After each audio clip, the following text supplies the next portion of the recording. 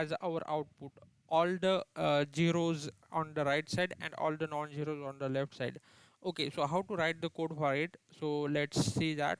So basically I'm using Java language. I have created one class shift 0 to write in array, and in this class we have one main method. So inside this main method we have integer array. Then I have created one other array, that is integer num, and the length of this array will be same, that is as that of the array dot length. Okay, so new integer array dot length, so which is same 8, right? Then I have created one variable integer index is equal to 0. And okay, so after that one of the important, that is for loop we have. So in this for loop we have integer I is equal to 0, I less than array dot length I plus plus. So we are starting this array from 0. So this array and I am using I is less than array dot length. So loop will start from 0 to array dot length, which means 0 to 8.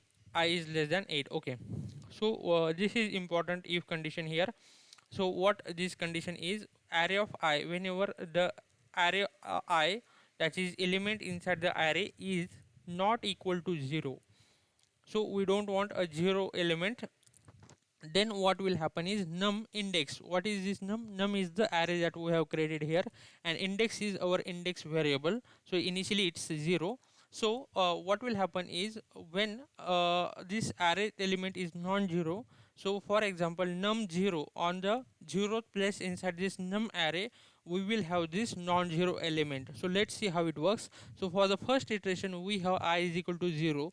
So for I, array of 0 will be is 0, so which is not satisfying the condition, then this condition will not execute. Then for the second iteration I value is 1.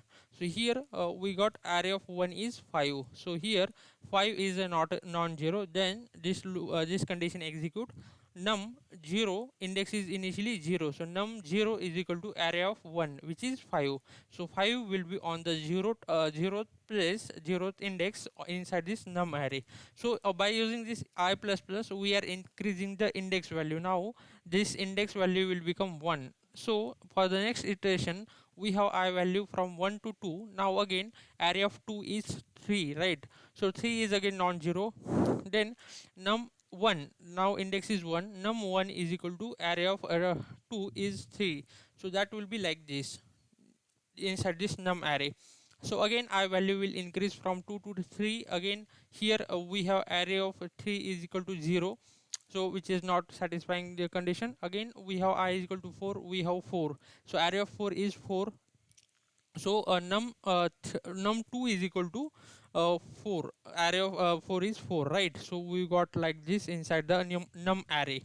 Again for the next iteration we have 0, so condition will not satisfy. Again we have for the next I value y 1, so now num 3 will become 1. So this is how we got the non-zero numbers inside the array num array, initially from 1 to 3, right? Then we have all the non-zero numbers, so this is how we can print.